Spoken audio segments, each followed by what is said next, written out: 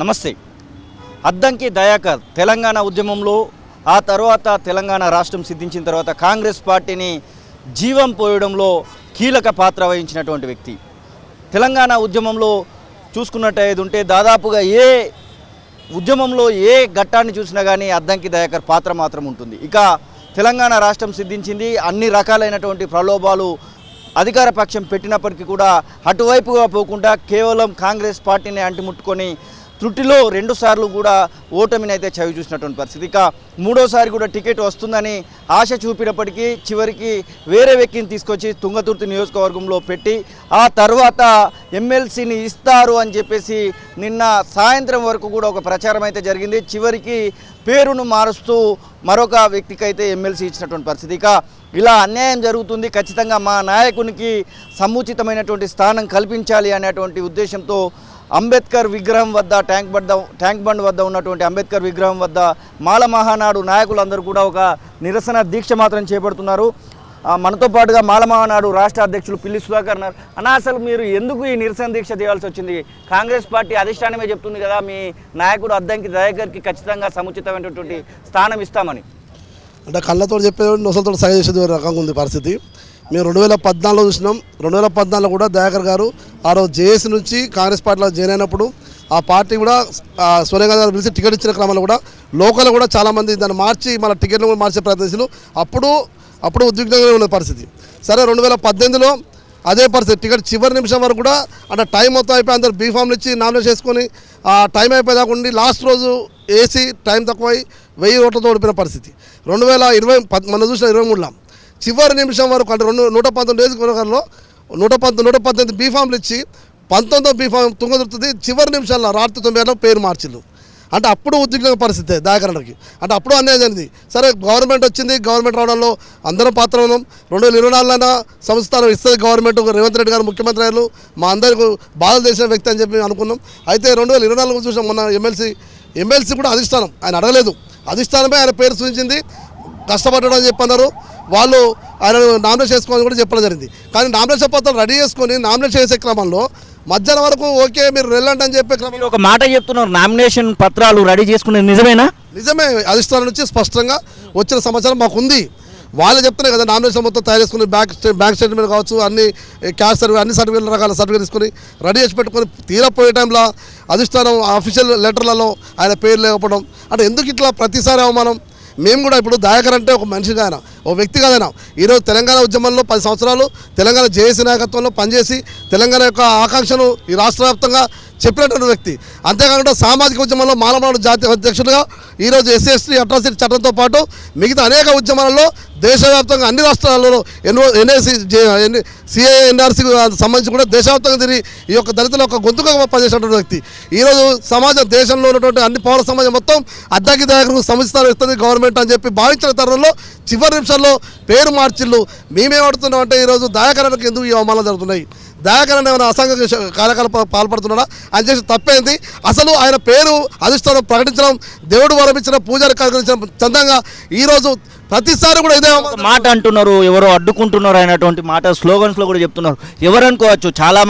చాలా సార్లు మీరు పేర్లు అయితే రివీల్ చేయట్లేదు. ఎవరు అనుకుంటున్నారు? అసలు పేర్లు రివ్యూ అంటే దేశం మొత్తం తెలుసు అన్న. మేము ఒకటే చెప్తున్నాం, ఎందుకంటే మాకు సాక్ష్యాధారాలు పర్ఫెక్ట్ లేనప్పుడు మేము మాట్లాడుకో కరెక్ట్ కాదు. మాకున్న సమాచారం మేరకు ఎవరు అడ్డుకుంటూ ఉన్నారు.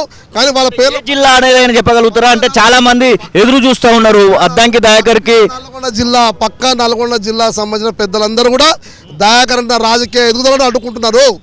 దాన్ని మేము తీవ్రంగా సామాజిక ఉద్యమకారులుగా మాలమాలడుగా ఈరోజు ఉద్యమకారులు అందరం కూడా మేము ఖండిస్తున్నాం. మేము ఒకటే చెప్తున్నాం, ఎందుకు ఈ అవమానాలు చెప్తున్నాం? కాంగ్రెస్ పార్టీ అంటేనే ప్రజాస్వామ్యం ఎక్కువ ఉంటుంది. కాంగ్రెస్ పార్టీలో సొంత నిర్ణయం ఉండవు. కాంగ్రెస్ పార్టీలో కష్టపడ్డ వాళ్ళకు ఫలితం ఉంటుందని చెప్పేది ఒకటి ఉంది కదా. గతంలో ఇందిరాగాంధీ కాంచి మేము అందరం కమిటెడ్గా పనిచేస్తున్నారు కదా దళితులు మొత్తం కూడా.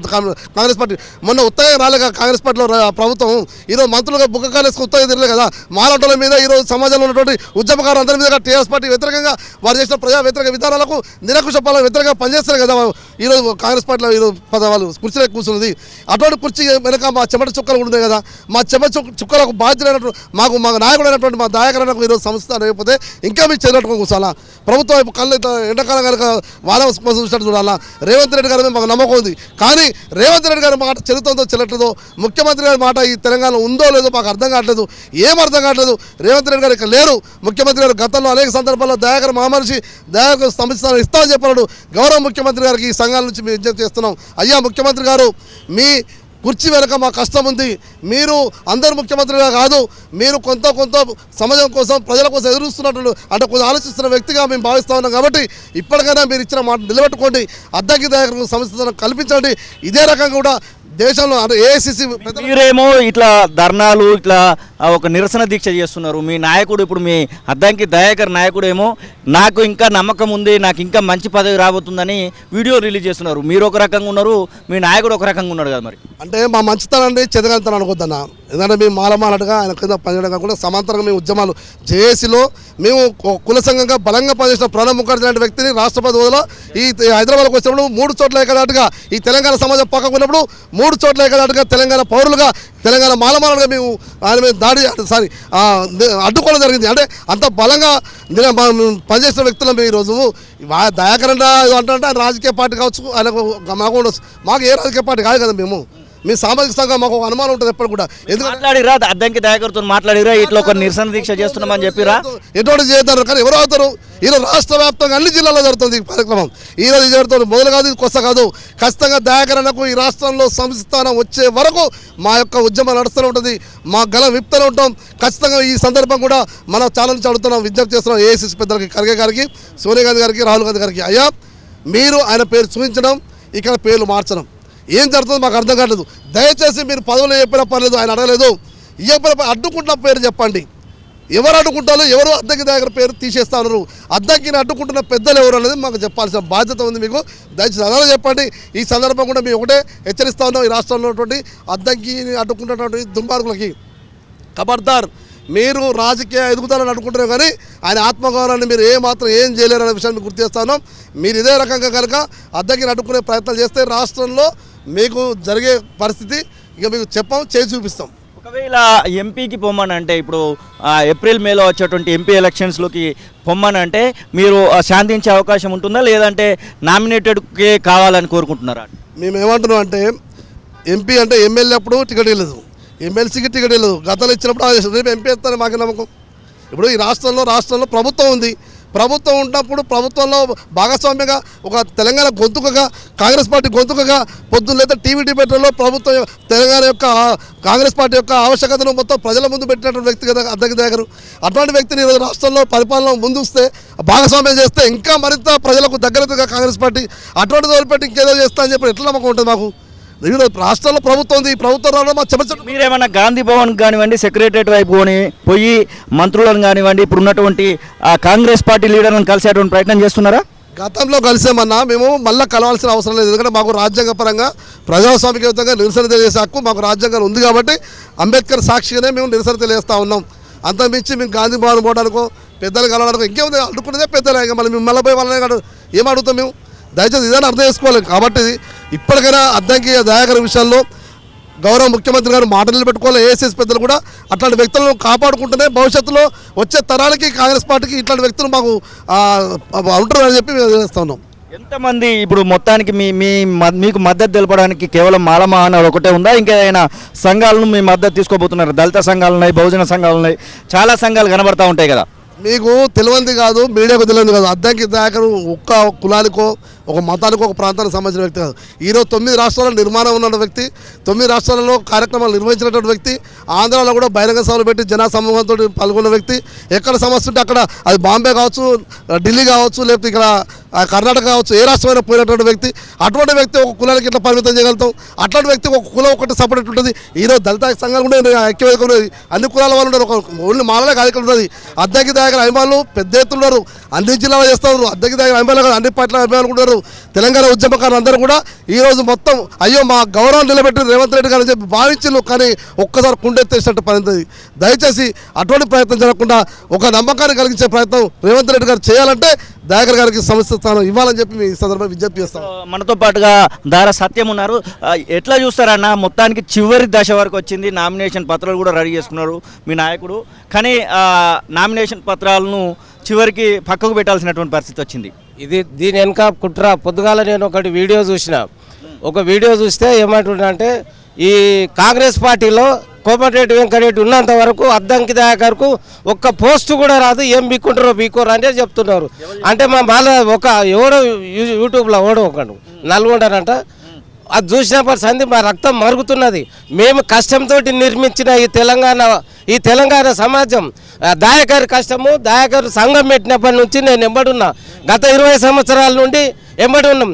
తెలంగాణ మూమెంట్లో అందరు వచ్చి తర్వాత అందరు కొందరు వెళ్ళిపోయినా కానీ అద్దంకి దయాకరు జేసీలా ప్రముఖ స్థానం నిలబడి ఉద్యమాన్ని నిర్మితం చేసి కోదండరాంకు సలహాదారుగా ఉంటూ ఎన్నో ఉద్యమాలకు పురిగొల్పి ఎన్నో ఉద్యమాలను సక్సెస్ చేసినాక బ్యాక్బోన్గా ఉండి చేసినట్టు వ్యక్తి.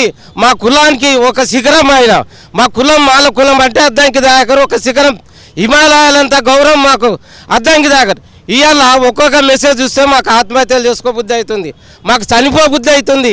మా అద్దంకి దయాకర్కు పోస్ట్ ఇస్తే ఇవ్వకపోతే పోకున్నా సరే మా ఆశ పెడతారు, మమ్మల్ని నిలువులా తొక్కుతారా మీరు? కల్పించాలి రాష్ట్ర ప్రభుత్వంలో అద్దెకి దాయకుడు సముచిత స్థానాన్ని కల్పించాలి. తెలంగాణ ఉద్యమకారుడు, సామాజిక ఉద్యమకారుడు అద్దెకి దాయకుడు సముచిత స్థానాన్ని ముఖ్యమంత్రి రేవంత్ రెడ్డి గారు అద్దెకి ఇచ్చిన మాటను నిలబెట్టుకోవాలి. అద్దెకి దాయకుడికి ఇచ్చిన మాటను ఖబర్దార్. అద్దెకిని సిగ్గు అద్దెకిని అడ్డుకోవడం, సిగ్గు అద్దెకి దాయకుని అడ్డుకోవడం. ఖబర్దార్ అద్దంకిని అడ్డుకునే దుండగుల్లారా, కల్పించాలి దయాకర్లకు సంస్థానాన్ని, ఖబర్దార్ అద్దంకి దయాకర్ని అడ్డుకునే దుండగుల్లారా.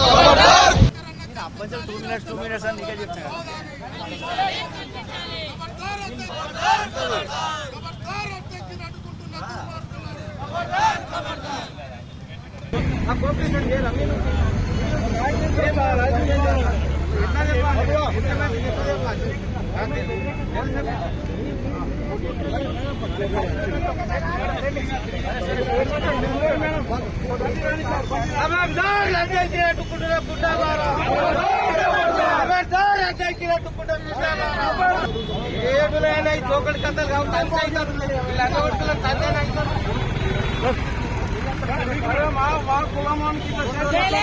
ఇవాళ గవర్నమెంట్ లో అందరు పదవులు కొలుకుతున్నారంటే అద్దంకి దయాకర్ ఉండడం వల్ల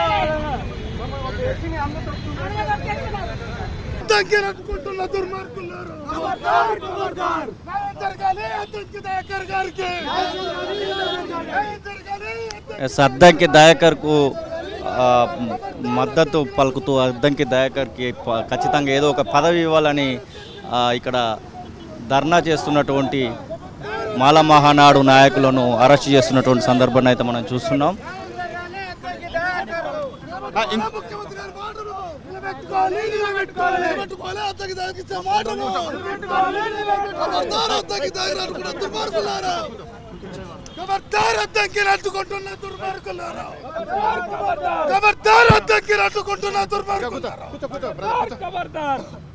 ఇంకొకరు పడతారు రైట్ మనం